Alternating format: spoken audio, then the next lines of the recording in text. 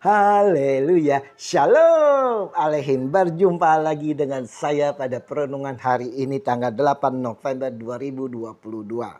Sudahkah saudara-saudara yang terkasih mengucap syukur kepada Tuhan kita? Dan sudahkah kita memberi senyuman dan sapaan kepada saudara-saudara kita? Mari kita awali perenungan pagi hari ini dengan tanda kemenangan kita. Dalam nama Bapa dan Putra dan Roh Kudus. Amin. Melayani adalah sebuah komitmen. Bacaan liturgi hari ini diambil dari surat Titus 2 ayat 1 sampai dengan 8. Dilanjutkan ayat 11 sampai dengan 14. Dan Injil Lukas 17 ayat 7 sampai dengan 10. Saudaraku yang terkasih di dalam kasih Kristus. Injil hari ini saudaraku yang kita renungkan merupakan ajaran Tuhan kita Yesus Kristus. Tentang hubungan antara hamba dan Tuhan. Pada zaman Yesus saudara, khususnya di kalangan bangsa Israel dan sekitarnya, seorang Tuhan begitu berkuasa atas hambanya. Seorang hamba, apalagi kalau hamba itu adalah budak belian saudara.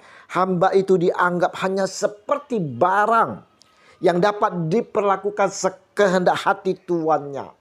Seorang hamba harus menuruti apa yang diperintahkan tuannya. Seorang tuan dapat menghukum dengan hukuman yang keras dan kadangkala di luar batas perikemanusiaan. Apabila hamba itu melakukan kesalahan-kesalahan dan tidak menuruti perintah tuannya.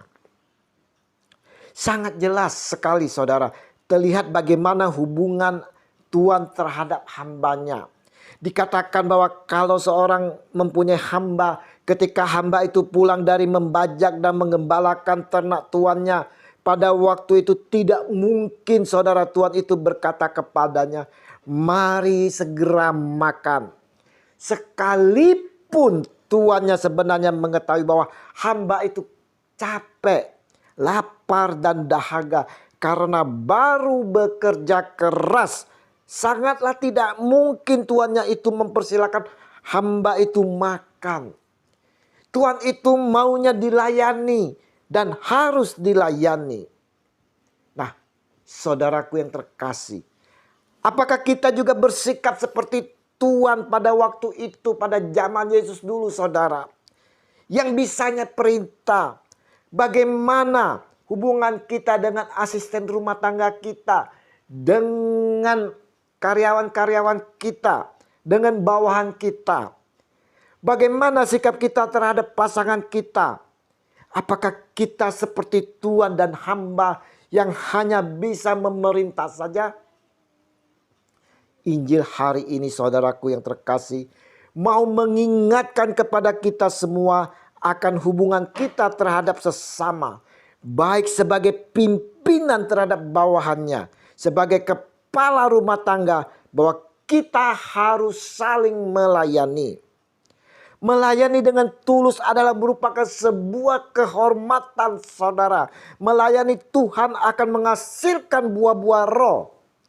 Kita harus menyadari bahwa sesungguhnya kita ini adalah seorang hamba. Kita berhutang terlalu banyak kepada Allah saudara.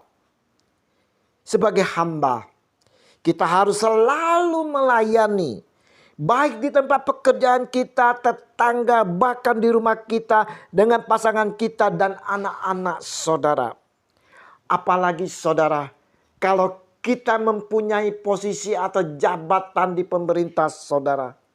Bukan karena kekuasaan kita dapat memerintah saja saudara. Tetapi justru dari itu saudara, dengan adanya power, kekuasaan, justru kita harus melayani sepenuhnya. Melayani seperti seorang hamba saudara. Satu hal yang perlu kita ingatkan saudara. Bahwa kita juga harus berterima kasih atas mereka. Karena kita dapat melayani mereka. Bagi yang dilayani juga harus berterima kasih kepada mereka yang telah melayaninya. Karena Yesus sendiri katakan, adakah ia berterima kasih kepada hamba itu? Karena hamba itu telah melakukan apa yang ditugaskan kepadanya. Lukas 17 ayat 9. Dan kata Yesus pula, demikian jugalah kamu apabila kamu telah melakukan segala sesuatu yang ditugaskan kepadamu.